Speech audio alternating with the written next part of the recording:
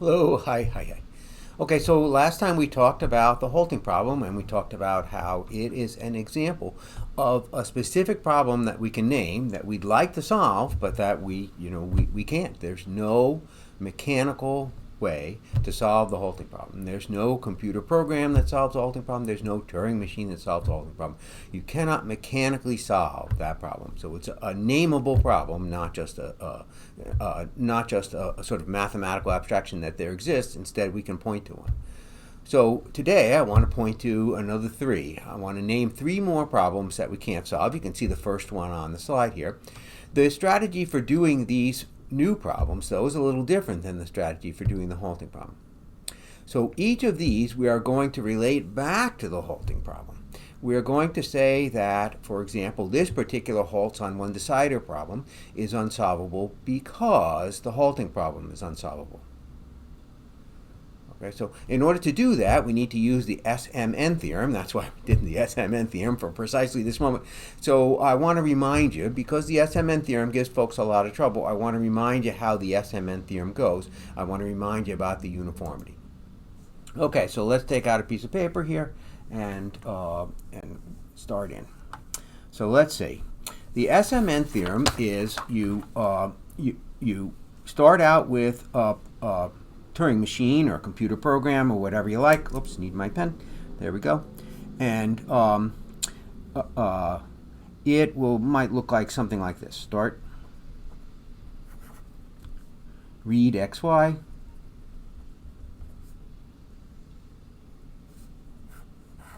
and then do something with xy,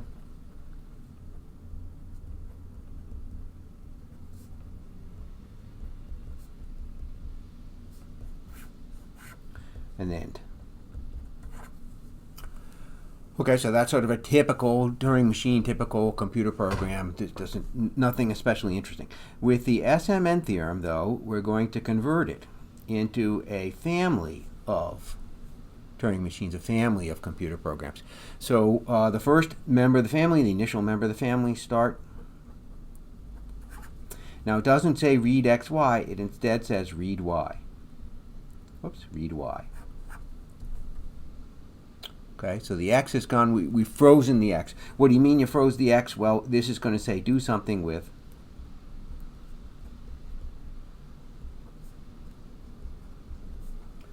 0, y. That is to say, I froze x at 0. That's the initial member of the family. The next member of the family start read y. Do something with 1, y.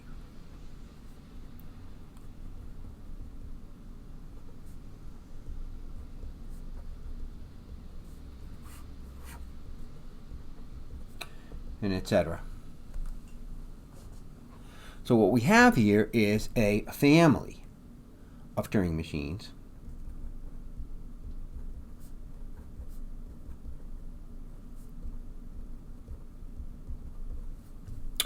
parameterized by x. That x equals 0, x equals 1, x equals 2, x equals 3, etc.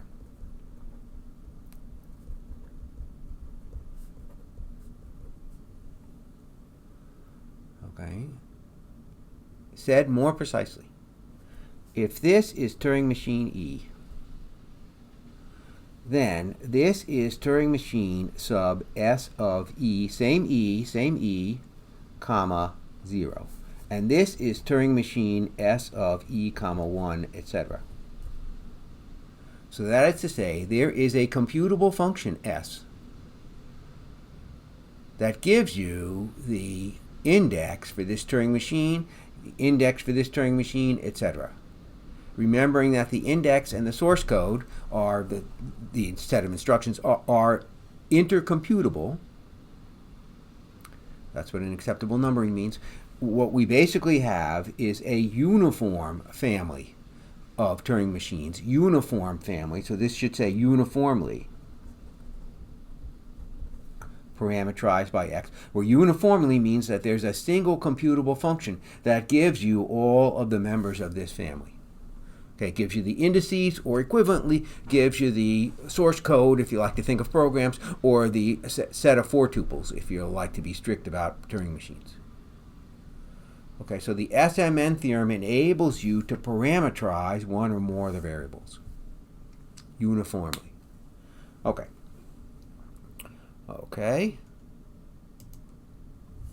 Okay, so now we're back to looking at this particular problem. So the halting problem, you'll remember, asks about whoops, I forgot to do the color. There we go. The halting problem asks about phi e on e. If you like to think of it, it asks about Turing machine sub e. Here, this particular halts on 1 decider asks about phi e on 1. Okay, so related, somewhat like, but still different. So we're asking the question here, given an index for a Turing machine, determine whether Turing machine I halts on input 1. So we're asking whether this function is computable, halts on 1 decider. I get to use the word decider in there. And of course, it returns yes, 1. It returns yes if phi 1 of 1 converges. Said another way, if Turing machine I on 1 halts. And returns 0, meaning no, otherwise. So, of course, we want to show that this problem is unsolvable, so we will show that if it were mechanically computable, then we could solve the halting problem. Of course, we can't solve the halting problem, so this can't be mechanically computable. Okay. First one, so we're going to go a little slow. There's an idea here. It takes a little while to get used to, so that's why we're going to do 3 of them. All right, so let's have a look at the machines that are sketched here. On the left, you see a perfectly good machine. It starts, reads XY, like the machines I just showed you a second ago for the Smn theorem. Then it uses the universality of Turing machines, there is a universal Turing machine, to run Turing machine X on input X. This X right here, the X that's one of the inputs. And then I like my machines to give output. So when I want to have a machine give dummy output, I print 42. Okay. And end. So it has input and it has output. I just like for machines to have input and output. And the only really interesting step is the one in the middle where it runs Turing machine X on input X. All right. Over here on the other side, I have another machine, another Turing machine. This one reads Y, then it runs Turing machine X on input X, and then it prints 42 and it ends. A person could say, if I had not just 2 minutes ago shown you the Smn theorem, a person could say, wait, where does X come from? There's no X in this input line. So the answer is, of course, that this is going to be a single Turing machine. This is going to be Turing machine sub E, and this will be Turing machine sub S of EX. My handwriting. Okay, so this is actually going to be a family of Turing machines. Right here, family of Turing machines. Now I want you to look at the one on the right. The one on the right is the whole idea. I know that it ignores Y, but that's just because I like for Turing machines to take inputs. So that's why I have an input there that it never does anything with. For that matter, it never does anything with the 42. Well, I like for them to have inputs and outputs, so I put them in. Let's notice about this machine that if Turing machine X on input X, which is hard-coded into P sub S of EX. So imagine that X is frozen. Suppose X is 109. So if you run Turing machine 109 on input 109, that either halts or it doesn't, of course. So if you have P sub S of E comma 109, you have a routine that for all Y's does the same thing, including Y equals 1, does the same thing. It reads Y, it runs Turing machine, I said 109, on input 109, and then prints 42. So this machine I'm imagining that x is 109. This machine will halt on input y equals 1 if and only if Turing machine 109 halts on input 109. This machine halts on input y equals 1 if and only if Turing machine x halts on input x. So again, just reading the stuff from the bottom here. On the right, the x is hard-coded. So the machine halts on any input y at all, if and only if it gets through that middle box. Again, the 42 is just a dummy because I like machines to have output. In particular, it halts on input y equals 1 if and only if phi x of x halts. So you get some inkling of how the halting problem, which we already know to be unsolvable, works in here. Okay, so in some small suggestion here, we can turn questions about phi x of x, halting or not, into questions that halts on one decider can answer. The halts on one decider, if it existed, could answer whether that routine from the previous slide, and you see it repeated here on this slide, whether that routine ever halts. If it halts on 1, it halts on 2, it halts on 3, that's all irrelevant. The point is that if it halts on 1, then Turing machine x on input x halts. If it does not halt on 1, it is precisely because Turing machine x on input x doesn't halt. So, for the argument, to actually start the argument, so maybe I should have written the word proof here, PF.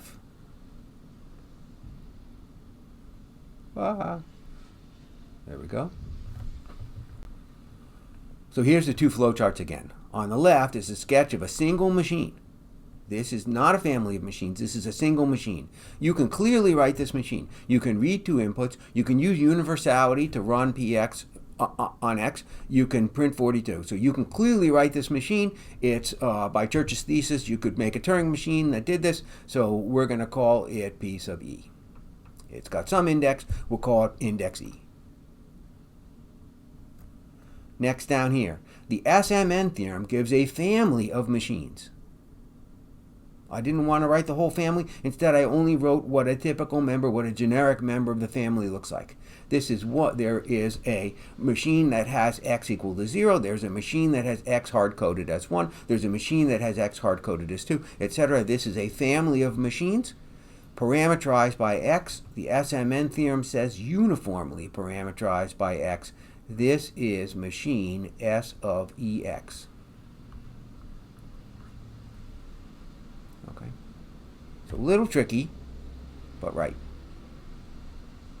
Okay, but now the argument is going our way. So we've already observed that phi x on x halts if and only if halts on one decider takes in S of EX and outputs 1. Does this thing halt on input y equals 1? Well, it depends exactly on whether phi x on x converges. So if we could mechanically check halts on one decider, we already know S is a computer program. We already know that S is producible with Turing machines. So if we could mechanically check halts on one decider, then we could settle the right-hand side mechanically. But that would mean settling the left-hand side mechanically. We can't settle the left-hand side mechanically, so therefore we cannot settle the right-hand side. We can't do halts on one decider. Okay, so the trick here is you have to relate the problem that you have back to the halting problem. Over here on the right-hand side, we see the trick. You produce a family of machines that relates somehow to the job you're trying to solve. In this case, halts on one decider. So I made a machine that halts on 1 if and only if px on x halts. If and only if you get through that box. Okay, with that, I'm in business.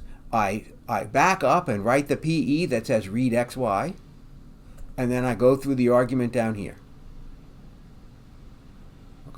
Okay, let's try 2 more. 1 is not enough here. A person needs to practice these. Okay, very good. So the 2 problems that are here. It says the problem of determining whether a given Turing machine ever outputs 19. So just a second ago, we did a problem about inputs, input y equals 1. So here we're doing a problem about outputs. Does a given Turing machine ever output y equals 19? I'm losing my papers. There we go. So let's give it a whack. Okay, click around, there we go, click around, get the paper. Oh, somehow there's a piece of junk on the paper. I'll get a fresh piece of paper. Okay, so we want to know here about, what's it called again? It's called halts on outputs 19 decider. We want to know if is this mechanically computable?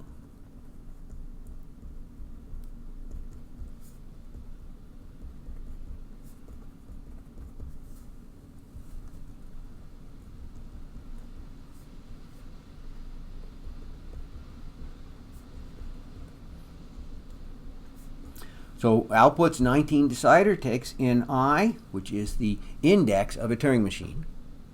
And then it returns either 1 meaning yes or 0 meaning no. And it returns 1 if there is an X.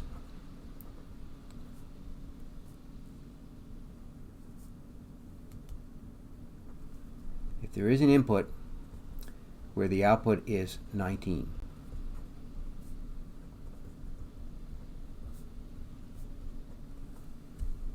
And 0, of course, is otherwise.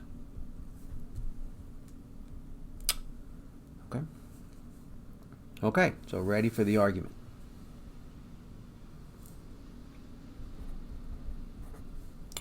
So I'm going to make a machine that converts questions about halting into questions about outputting a 19.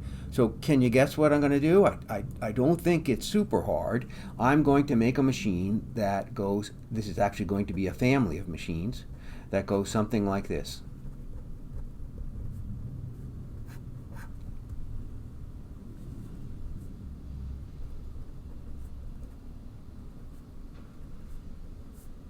So there's the halting problem part. And what do you think are going to output? It's going to output a 19.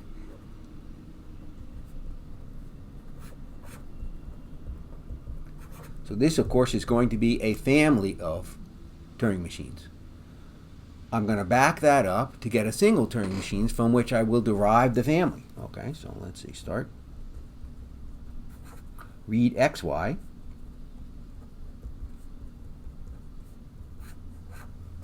Run px on x.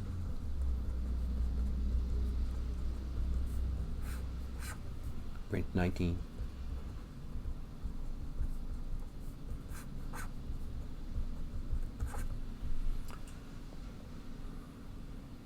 Okay. I claim I can write this as a Turing machine. So it's got an index e. So this is the family piece of S of EX, and then I'm going to have to write all this down, but it will be the case that PX on X halts if and only if this machine ever prints a 19. Okay. So consider this function. Oh, let's try f of xy equals 19 if phi x on x converges and diverges otherwise.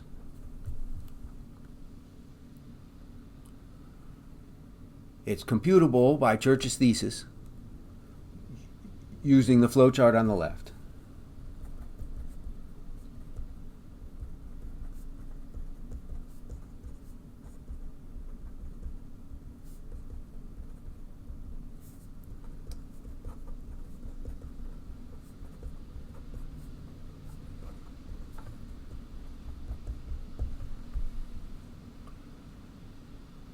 So because it's computable, it's a Turing machine, it's got an index, let its index be E.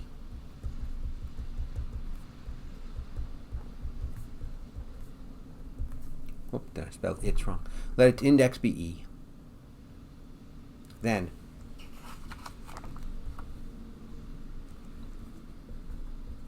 consider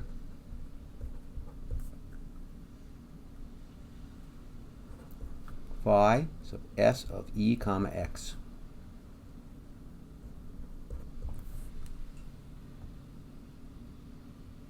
Observe that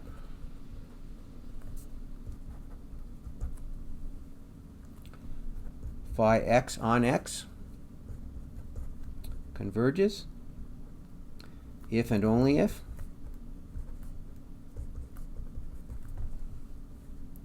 I forgot what it's called. Outputs 19 decider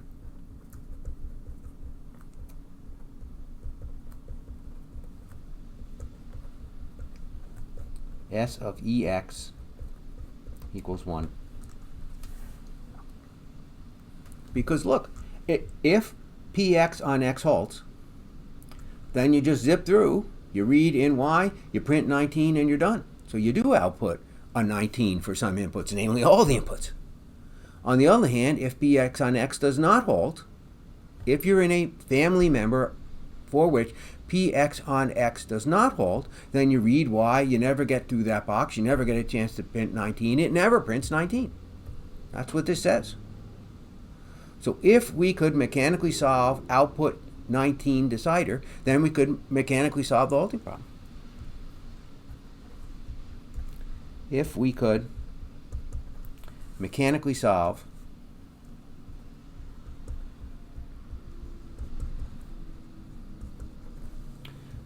the output 19 decider,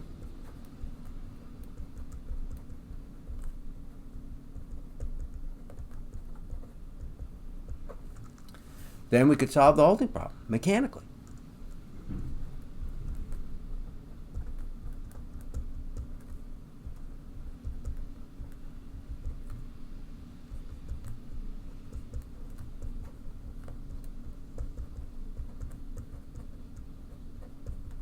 Oops, I forgot to capitalize halting problem. Therefore, we can't mechanically solve output 19 decider.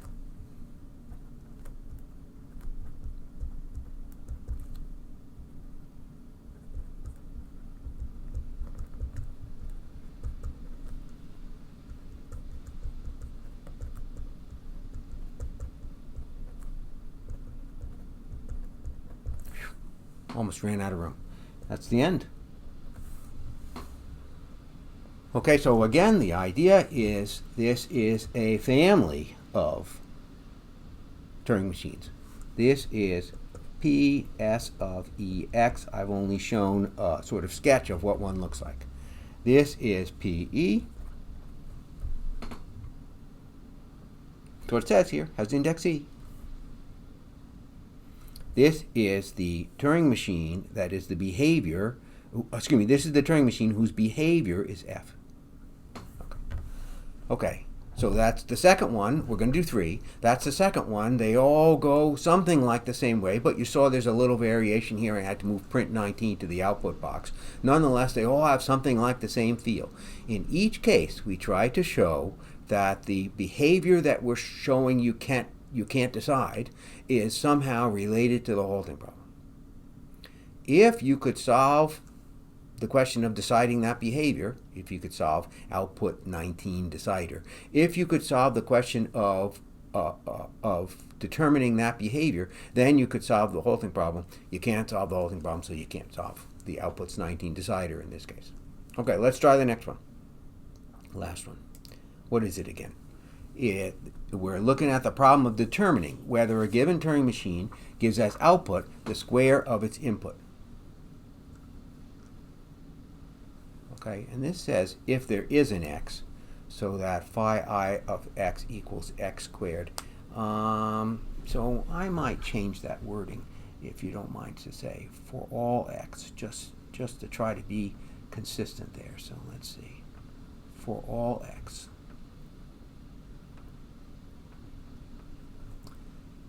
We have. I could solve the problem the way it was written, but anyway, I just, the wording after the number 2 and the statement of the problem were a little different, so I must have typed it up wrong. So I changed it to make it to the 2 are more alike. Okay. Okay, so what I want to do then is I want to go back to, if I can find my mouse, there we go. I want to go back to the paper and try to solve that problem. So we're looking at show that this function is not mechanically computable.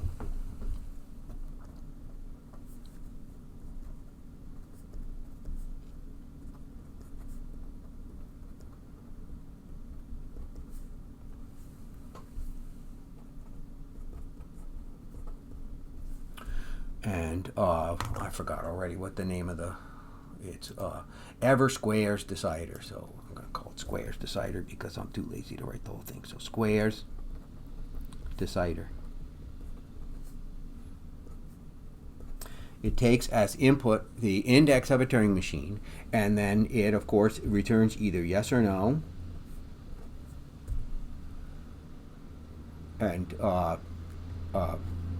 the yes is if for all x,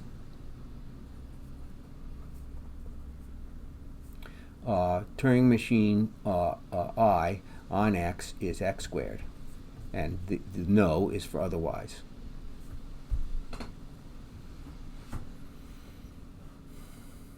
Okay, and we're gonna show that that's not mechanically computable, and we're gonna follow, of course, the same steps in the other examples. We're just simply doing a third example because these are hard. Okay, and I think you get some sense of what's going to happen here. So the proof goes something like this. I'm going to need a way to relate halting to squaring. So I would think to do this. It doesn't mean it's the only thing you could possibly do. So I would think to do this in my family. Read y.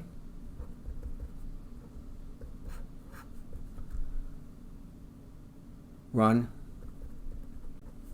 px on x and print, y squared.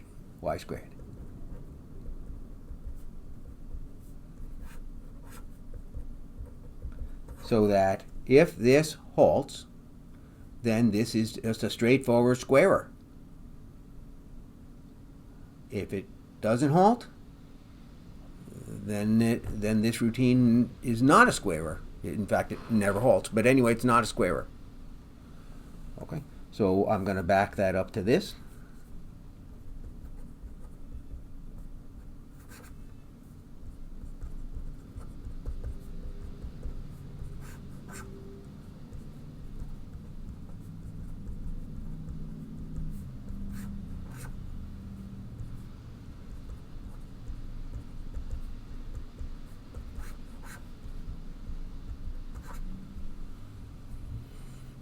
Okay, the only difference, of course, is between the left and the right is that on the right, x has been parameterized. So this is one member of a family, the member in which we hard-coded x. So you would have the member of the family where x is hard-coded at 0, and then the next member of the family is where x is hard-coded at 1, and the next member of the family, and of course we've done this a couple times now, so I think a person has the idea. All right, so I'm basically, in other words, considering the behavior of given by this. So consider this function. And I'm going to describe what's written here as a computer program. F of xy equals y squared if Turing machine x on input x halts and fails to halt otherwise.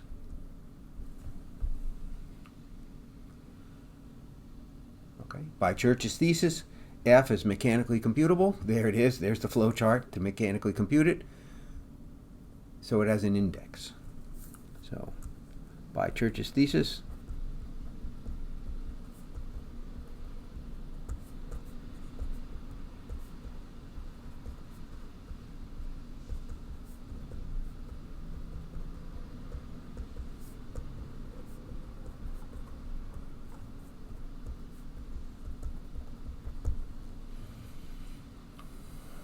there is some Turing machine that does it. Church's thesis says, as far as we're concerned, that any model of computing, any powerful model of computing produces the same results. So since you can produce this result here in, say, Python, why then you could produce it with a Turing machine. That Turing machine has a number. I'm going to call that number E.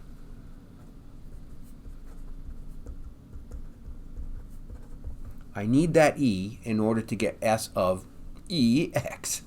Okay. Okay, so on the left is P sub E. Of course, now I'm going to apply the Smn theorem. If I slide my paper up.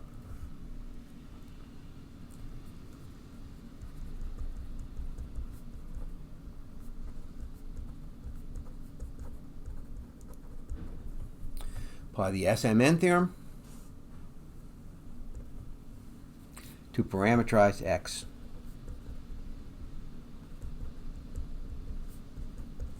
That, of course, gives me what's on the right here. This is P sub S of E comma X. Observe that. Phi X on X converges if and only if square decider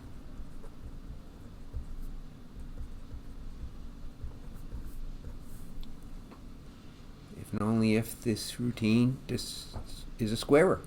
It's either a squarer, that is for all y, depending on x, whoops, there we go, depending on x, for all y, it squares, or for no y, does it halt. So square decider will tell us which, S of EX equals 1.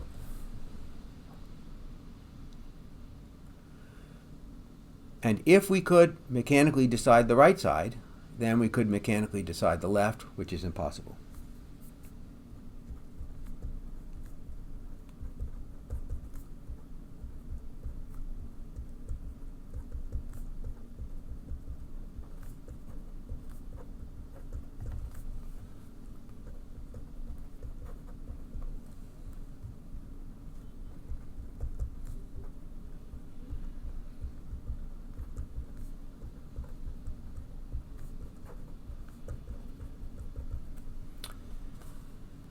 Which is impossible.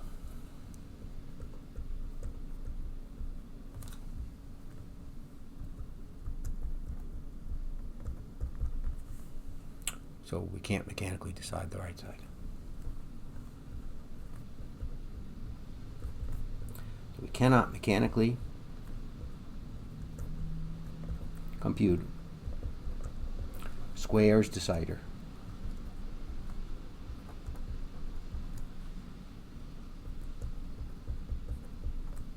Function. Okay? So certainly there's a pattern. The three that we did all look alike, at least somewhat alike. You have to do some variation to get from one to the other. How you build this function depends on exactly what it is you're trying to compute.